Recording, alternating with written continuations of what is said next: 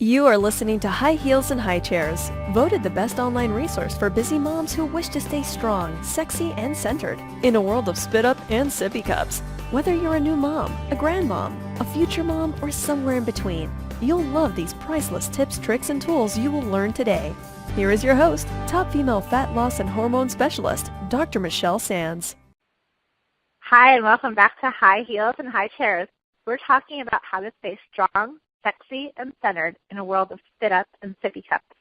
I'm your host, Dr. Michelle Sands, and today I'm talking with Erin Knight. Erin is a colleague of mine. She's also a functional diagnostic nutritionist, and she is a health engineer. Erin is really knowledgeable in many areas of health. She really looks at the whole body when it comes to healing any aspect of health or anything someone might be experiencing. And today we're going to be talking about a topic that's near and dear to her and is something that I see in a lot of my patients in my practice. So, Erin, thank you so much for being here. I am so excited for the topic today. Hi, Michelle. Thanks for having me. Oh, you're so welcome. So, Erin, before we get into today's topic of migraines, let's get a little bit of information, a little backstory on you and how your journey led you to being the health engineer that you are today.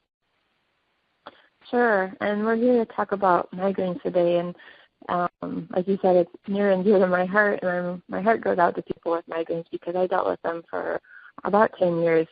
It was a big issue in my health and my life, and it started around middle school or high school, and I'd have them 4 or 5 days a week, and anybody that's had migraines will tell you it's really distracting. It makes it hard to focus, and another thing is it just takes so much extra energy to be social and just to be civil out in the world when you're dealing with a chronic pain like that. And at the time, my doctor, bless him, he tried everything that he had in his toolbox. We tried prescription migraine drugs, which actually worked pretty well, but you may know they're not recommended for more than 2 days a week because they're just notorious for rebound headaches. So, I didn't want to do that too much. I ended up taking a ton of ibuprofen. They would pop around our house like Tic Tacs. It was kind of bad. I suspect that may have led to some of my leaky gut issues later on. But then we tried an elimination diet, which makes sense in some situations, and it may or may not have been helpful. But the funny thing about elimination diets is they'll tell you you can't have this and that, but they don't tell you what to eat instead. So taking out all of the wheat, sugar, fruit, dairy, I was basically starving, and I think I got headaches just because of that. So now these days, when I started helping people with food sensitivities and elimination diets, I realized why that experiment had failed for me, and I didn't know how to fill it in with healthy fats and newer other alternatives. So that's something I really focus on helping people with today is like what do you eat instead when you're taking things out of your diet? Anyway, he tried everything, and he even tried Prozac, which was also kind of a disaster. I know there's a lot of shame out there about antidepressants, and people tend to not talk about their history with them, but I found that using Prozac for migraines was pretty common off-label use at the time, and I do run into a lot of people with the same story. So I always think that's interesting. In any case, when I graduated college and started to regulate my sleep and eating cycle, that's when I started to see a big improvement in my headache frequency.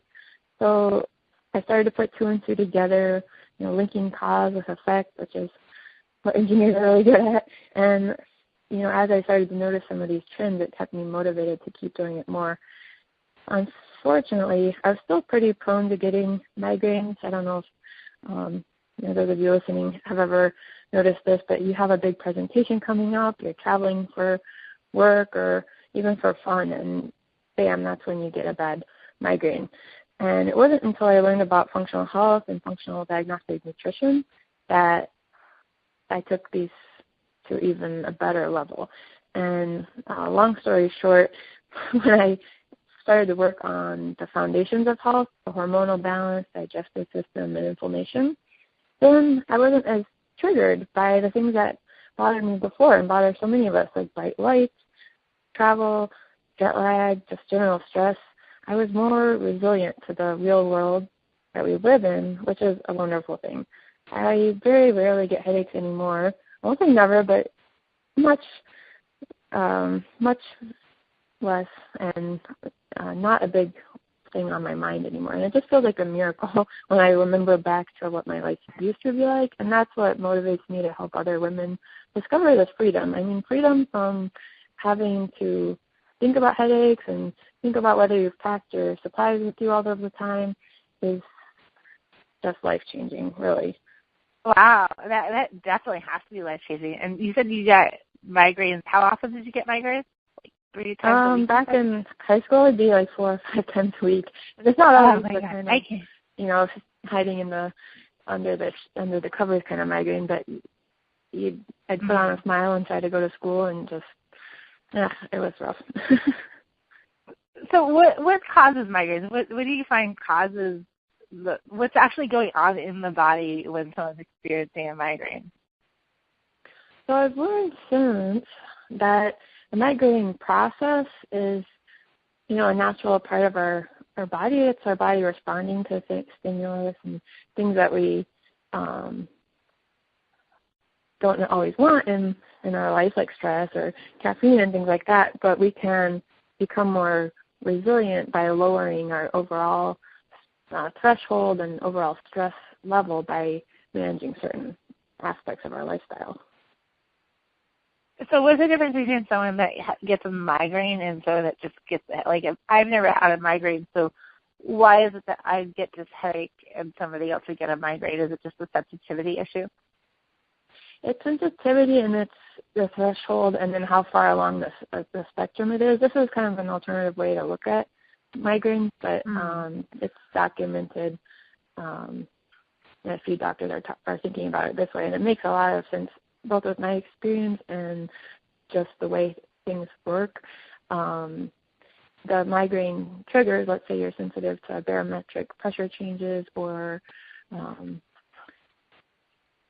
low blood sugar or something like that, that triggers the inflammation in the blood vessels, and depending on where they're showing up in the head, it'll come up as a sinus headache, or if it's in the back of your neck, it might feel like a tension headache. And then if it pushes to the extreme, that's when you get the nausea, the visual symptoms, the classic migraine headache that we all know. But anywhere along that spectrum, it can be part of the migraine process. And then taking into account ways to reduce our sensitivity to that can help with all kinds of headaches.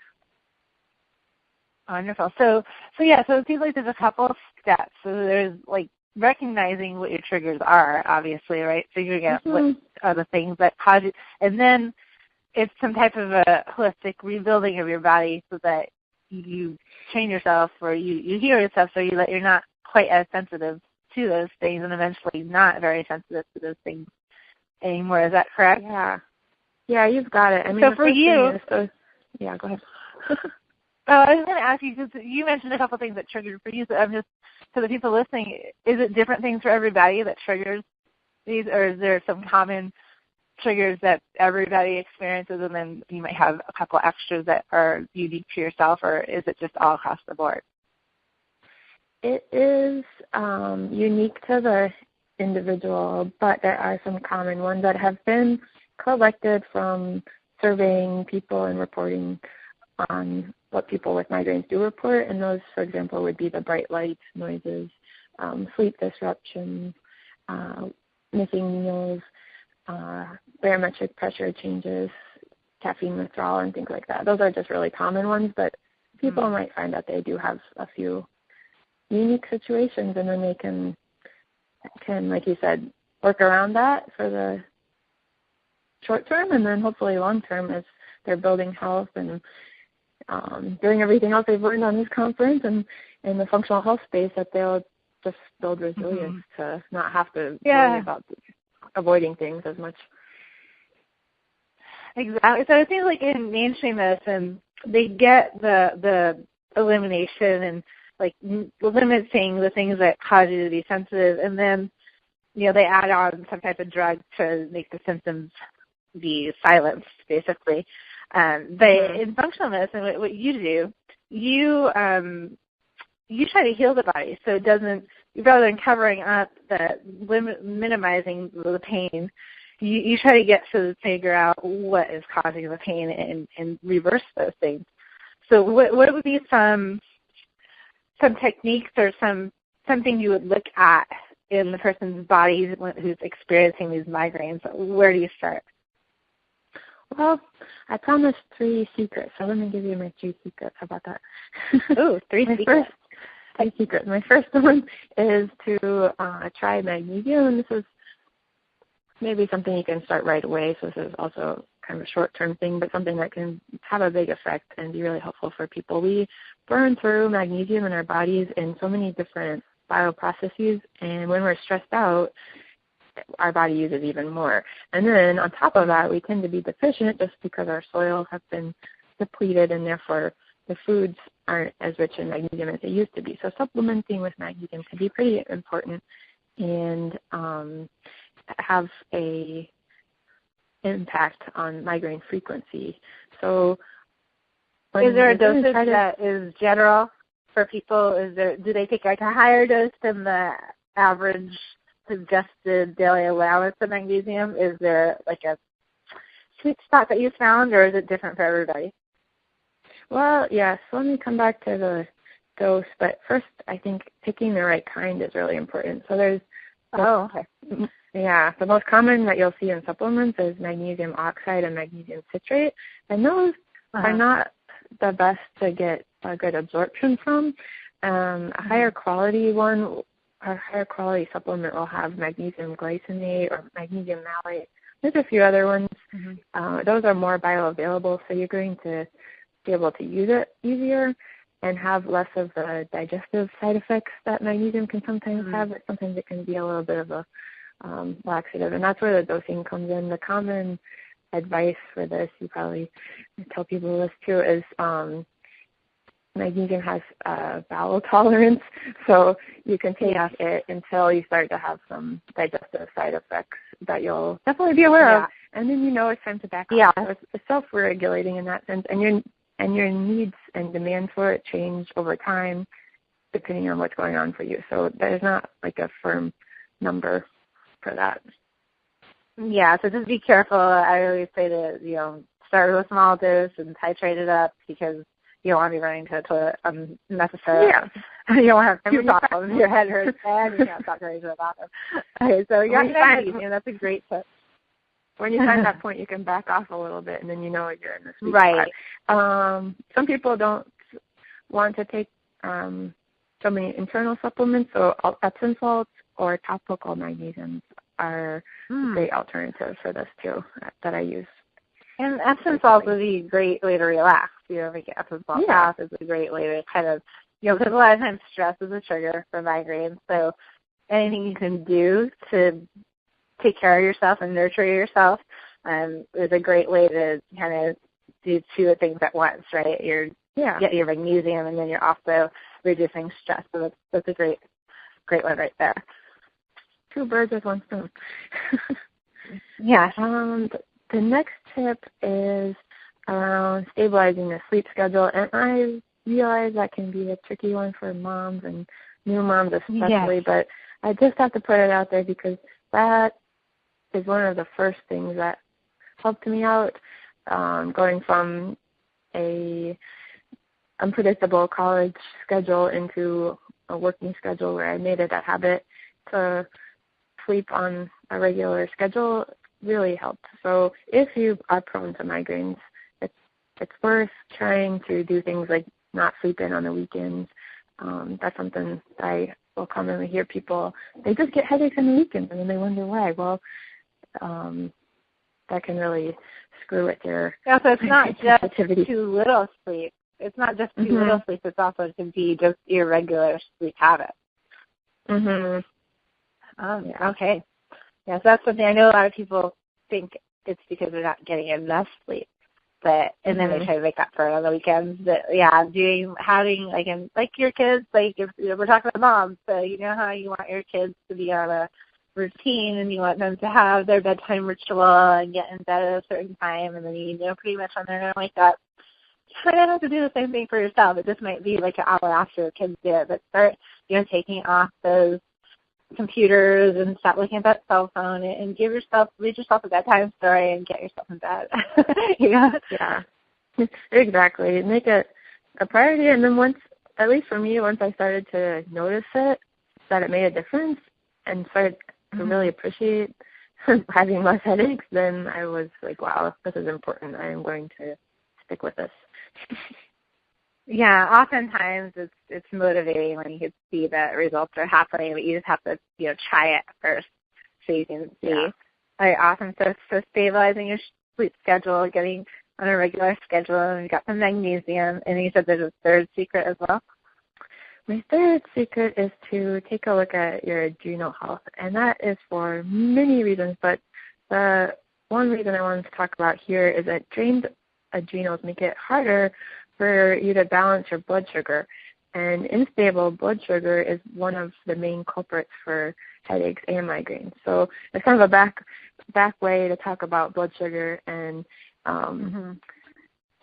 getting into that afternoon slump that some people have where you get kind of hangry and irritable and tend to have headaches, especially if you didn't get a good lunch or something like that. But it's a cycle. So that blood sugar management is that much harder if the adrenals are out of whack, and taking care of the adrenals,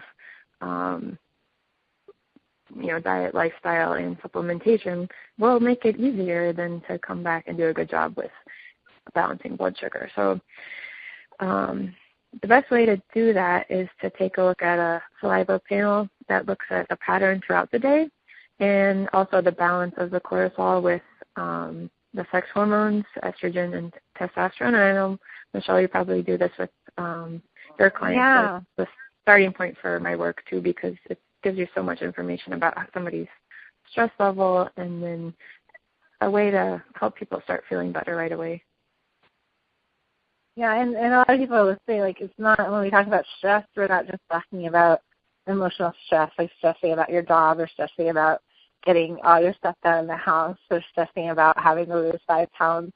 It's also, like, stress on your body by toxins that you're taking in or foods that you're sensitive to, or, that's also a form of stress. So you may not think that you're stressed in the, common sense of the word, but, these tests that Erin's talking about, that saliva test, or there's also some blood or urine tests that measure your cortisol pattern throughout the day. Cortisol is that stress hormone, so when you're under stress, your body's pumping that out.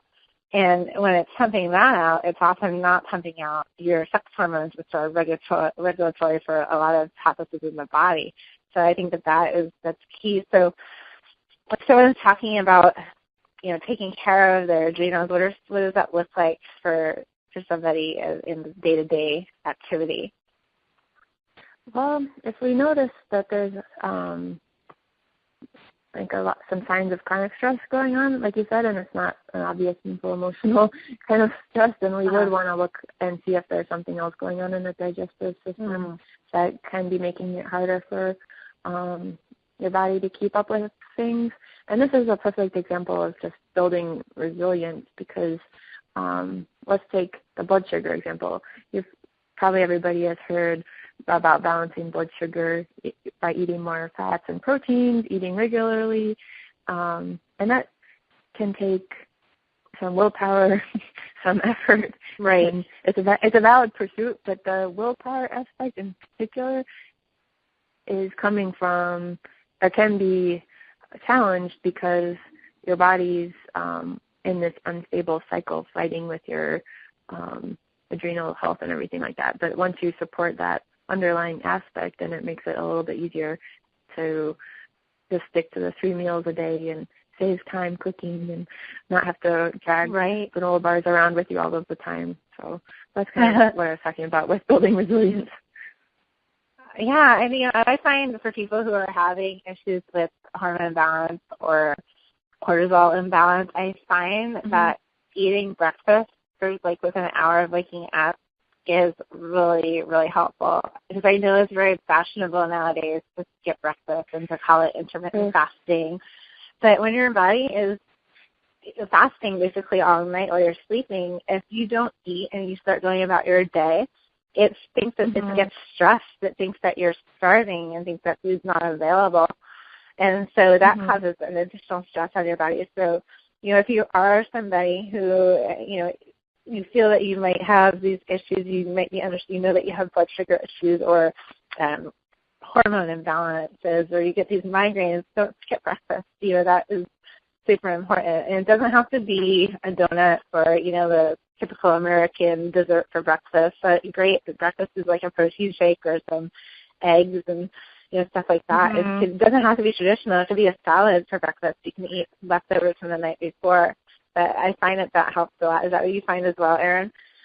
Absolutely. I love personally to do leftovers, and I always recommend that to people too because, I love to cook, but I don't necessarily like to wake up and cook first thing in the morning. You're kind of tired, right, or whatever. So you just to grab some leftovers from the night before and reheat them, and then you've already got a balanced meal with hopefully some protein and fat and vegetables and things like that. Or if that's not an option, then a nice smoothie with avocado or MCT oil or something like that will give me a good start too. Perfect. Well, these are some great tips. Thank you so much, Erin. This has really shed a lot of light on why migraines happen and how you can really work with your body to not only feel some relief, but also eventually get over these terrible migraines from running your life and get your freedom back. You also have a really nice free gift that you're offering for the audience. Can you tell us a little bit about that? I do, yeah. If you go to my website, which is engineeringradiance.com/gift, then you can download this free gift. And what I've got for you is a very quick, high-level way to take a look at your hormone balance. Now, obviously, this isn't a diagnosis or anything like that. It's just for your information to kind of go through things you might be experiencing and link it up to some of the most common hormone imbalances. So this will take you less than 5 minutes, and it'll give you a chance to look at whether this is an area you might need to explore more and get more information on, get more education on. Awesome. That sounds great. Is it like a quiz that they fill out, or is it like a checklist? Yeah, it's like a little checklist, I would say. Oh, awesome. Okay, cool.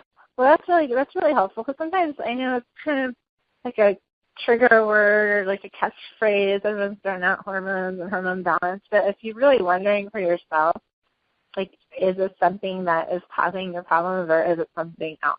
But this is a great way to kind of give yourself a guideline and know if you do want to talk to somebody who can, dig a little deeper and run one of those tests, and you can actually see in black and white, what's going on and why things are happening the way they're happening. So I love that. Thank you so much, Erin. It's been really a pleasure speaking with you today, and I'm so glad that you not only were able to get over your chronic migraines, but now you're helping so many people do the same. So that is just a beautiful thing. Oh, thank you, Michelle. And you're doing great work, too, at the summit, spreading the word about functional health and how to take better care of our bodies and our families. So I really appreciate you doing that and then having me and inviting me on. It was a great talking to you. Oh, thank you. Yeah, I always say it takes a village to raise a child or to do anything, and that's why having colleagues such as yourself and the other wonderful experts on the summit. It's really a joint effort in educating and empowering people to realize that we are in control of our own health, and that's something that with the power of technology now, we can be educated as we want to be, and we can get answers for ourselves and reach out to some of these professionals who have dedicated their lives to finding the answers. So thank you so much, Erin. It's been such a pleasure, and I will be in touch with you soon. And thanks, everybody, for listening. I hope you guys received great value out of this interview today, and that you'll go down to Erin's website and grab that free gift. I have the link right here next to the audio, and also a link to Erin's website where she also has some webinars that she does. So you'll be able to click on the website and go to the free webinar link, and you can check out some more from Erin. So thank you so much. Have a great day.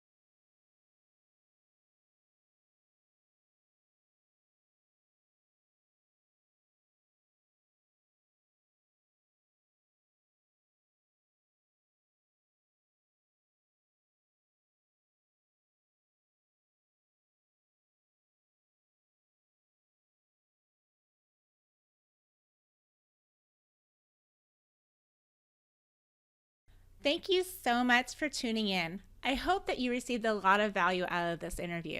I know that I did. I want you to open up to the possibility of making this new year the greatest opportunity that you have had so far to improve your life. This is about breaking out of paradigms. It's about learning the art of living. It is about honoring who you are as a woman as you discover who you are as a mother. It is about taking care of your body, mind, and spirit so that you can take better care of your family and be a shining example, a role model for your children so that they can grow up to be healthy, happy, and successful. I promise to continue to bring you educational, empowering, and inspiring content to help you achieve the body that you dream about and the life that you are meant to live. Stay tuned for more value-packed interviews and be sure to check out all the resources on my website, metabolicmama.com. Until next time, wishing you a happy, healthy, hot day. Take care, mamas.